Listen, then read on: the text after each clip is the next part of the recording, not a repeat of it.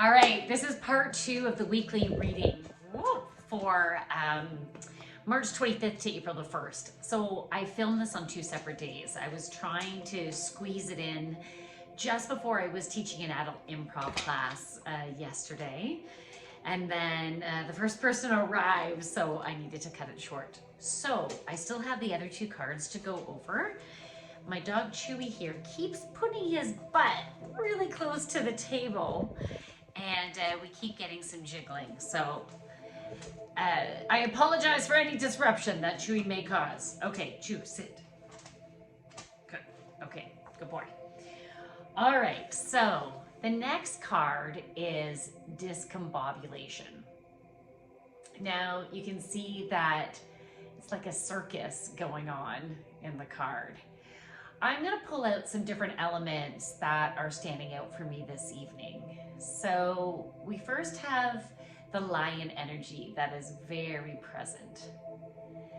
And a lion is definitely about courage and confidence, strength, groundedness, willpower. It is so important right now for us to be standing in our power. And they're showing me an image of really thick, solid legs. And they're showing me human legs as opposed to lion legs. So really a solid structure, a strong foundation. The message that has been coming up for the past couple of days, again and again and again in different ways, is the importance of grounding or earthing. So getting outside, getting your feet, if you can do it without shoes, depends on the weather, if it's gonna work for you, but if you can get your feet right in the grass or the soil, or even you can do it right inside your house and just connect in with Mother Nature. You can picture the soil beneath your feet and between your toes. You can picture your roots going down into Mother Earth. So it's a real time of expansion, in particular in our solar plexus. So that's in between our ribs and our belly button. It vibrates the color yellow, and it is our place of inner strength. Chewy, come around this way. He was about to step through a cord. Okay, so I know there's also a rabbit in here with a magician hat. Now, is that a rabbit, or it could be a little baby lamb even? I'm gonna say rabbit. The ears are pushed out this way, and rabbit is the first thing that came to mind. So there is a message from the rabbit. So rabbits are, if they see any movement or feel or hear any movement, they will freeze. And some people might associate that freezing with being scared, but it's actually amazing instinct. So your instincts are very strong right now. If you don't know what to do just yet, you don't feel the drive to move forward, it's okay to pause for a moment if you don't feel ready, or you feel like you're missing some information, you're not sure. It's okay for you to pause in whatever situation. Maybe it's a financial situation. Maybe it's a career or health or relationship decision that you're wanting to make. So it's okay to pause right now, and you'll know when it's safe to move forward. And then you will do it, and you will do it quickly. You know, bunnies are like, and then they'll go about their way. And they also burrow. So they're showing me an image of a bunny, you know, digging a hole and going down into the earth. And they can feel safe there. That's where their nest is. Notice when you're tired. I don't know about you, but the past couple of days, I've been tired. Like today, I was feeling really great, but as soon as I got home from work or was driving home, like, wow, I'm suddenly tired. And so pay attention to that and allow yourself to be quiet and maybe disconnect from social media. Choose some times to, like, no, I'm not gonna look at my phone. I can actually turn it off. And take that time to go within. That's where the magic is. You know, the bunny's wearing the magic hat. It's taking that, slowing down time, tuning in, knowing what feels right for you and what doesn't, and trust in that. And then you'll get the messages of when divine action is needed. Okay, so there is also a woman holding a trapeze bar down in the lion's nose, and there's like a juggler standing on top of that bar. And that trapeze artist, normally they're like 60 feet in the air, right? Or more, I don't know. I just pulled a number out of my hat. And in this case, she's just lying on her back in total safety. Whereas a trapeze artist normally like swings and lets go, like takes that leap of faith, then grabs onto the next bar and maybe someone catches her. So know that you are already caught. You are already caught. You are already safe. So it's okay for you to move forward and do your thing. Use that creative genius that you are to move forward. So there's also some acrobats, and I'm seeing a unicycle, and it's upside down on the eye, like just above the eye of the lion.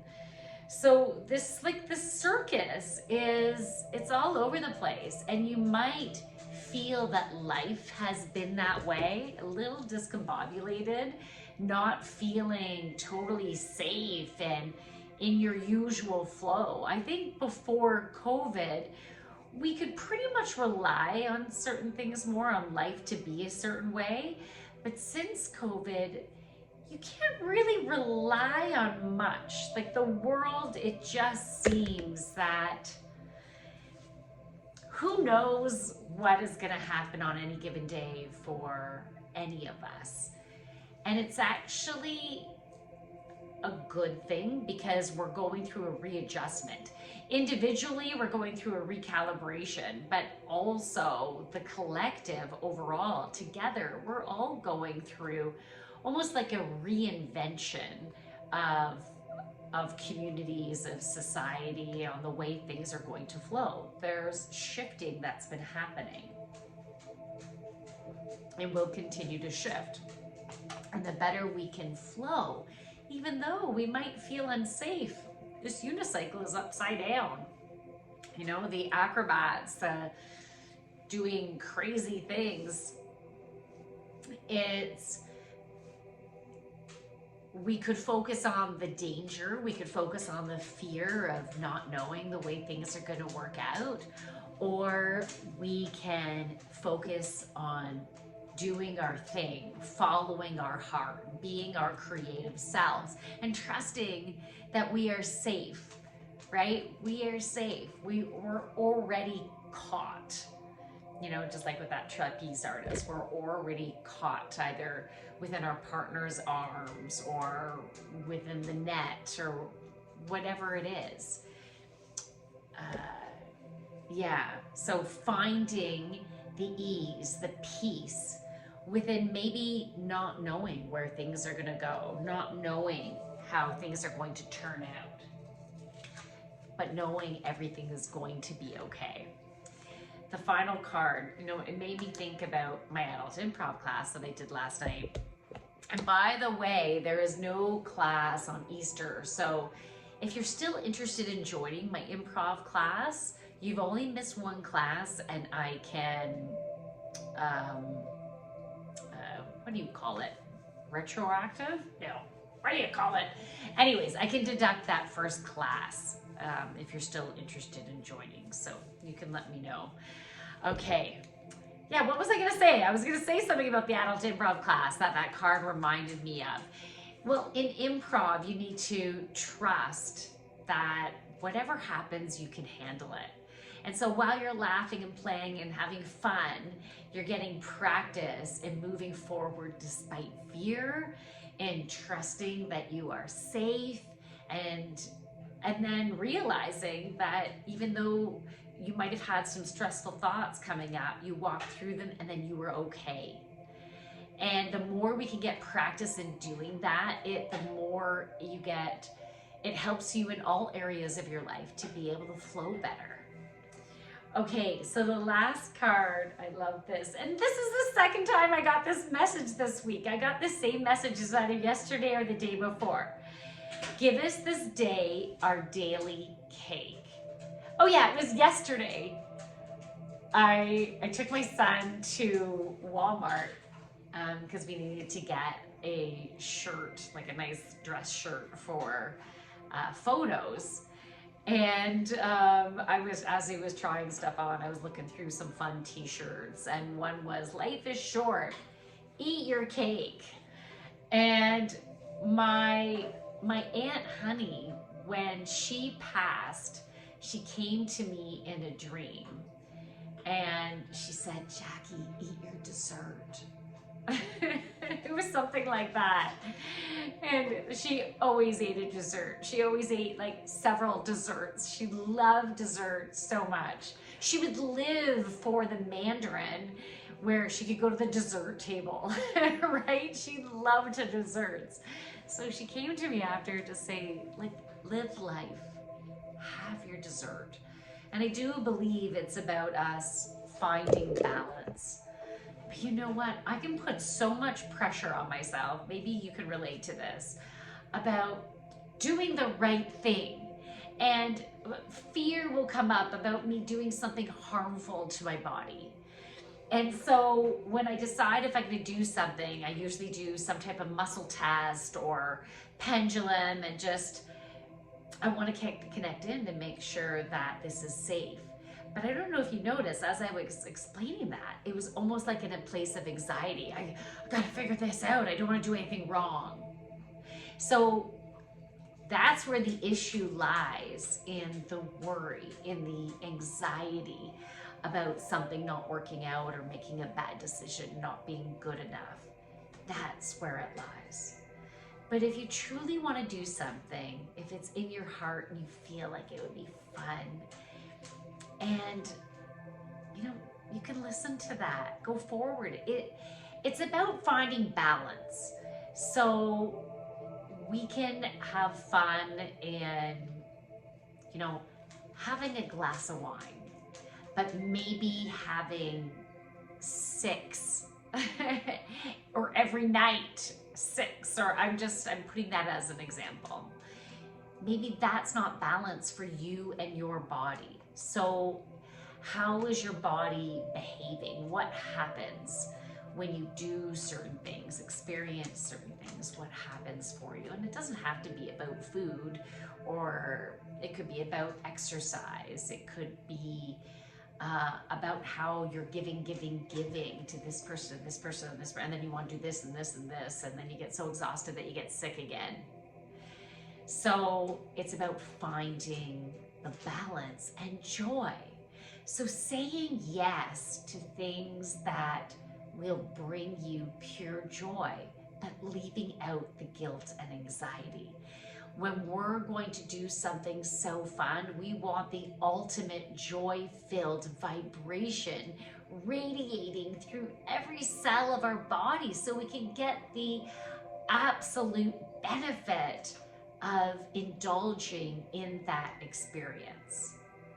So watch the emotions that come up and be prepared to change your thoughts if they're going in a more dense, heavy way, not trusting in yourself. Then you can change those thoughts to soften them and slowly get back to a higher and higher vibration. So for this week, think about how you can say yes to what will bring you joy. How can you indulge in life's pleasures in a way that will give you balance and harmony and let go of the self-judgment and let go of the fear of how others might be judging you. That's what can make it harder, even as an example with food, to digest things, right? When we're in that place of, oh, I don't know if this is okay. So be conscious of that. And okay, hold on, just a quick one, because I don't even remember what the cards were yesterday from part 1, but if you just watched it, then you're good. So we had the process of illumination. We're going through a big transformation. So on Monday, as I said, we are a full moon eclipse. This was a lunar eclipse. We have a big solar one happening in April. We're eclipse season, but this one is a big portal, giving us the opportunity to heal to the deepest depths that we've been able to heal. And then Nirvana, if you want to, was the first card. So we're creating, we have an opportunity to create the life that we desire. But working with the universe, working with your higher self and your guides, and allowing them to fill in the blanks, meaning allow things to flow as they should. So we can't control. I was gonna say, we can't control everything. We can't really technically control anything. Like sometimes, if something is meant to happen in our lives, the universe will find some way to make it happen, right? If we're not going to let go of something in our life that maybe we're meant to let go of, and maybe what we're meant to let go of is a way of doing something, a way of thinking, or maybe it's a particular relationship or job or practice, you know? So the more we listen to our own intuition, the more things can flow easier, as opposed to the universe then forcing something to happen, right? So find a way to flow. If you're interested in a one-on-one channeled healing session, you can check out my website, thejoyfulyogini.ca. I have to admit, I just realized right now I need to update my Calendly. So if you're interested in a session, you can send me a message on my contact page, and then I can send you my Calendly. I will update it, and then you can choose some days and times. And oh, I'm gonna say this, an announcement. I'm so excited about it. This summer, I'm gonna be doing readings every Sunday at the Uxbridge Farmers Market, which is located right beside the Second Wedge. So you can pick up beer while you're there, and then you can come for a reading at the farmers market. And I will have my reading special at the farmers market. So it's a great way to get some messages at an inexpensive price. From my light to yours, namaste. Bye.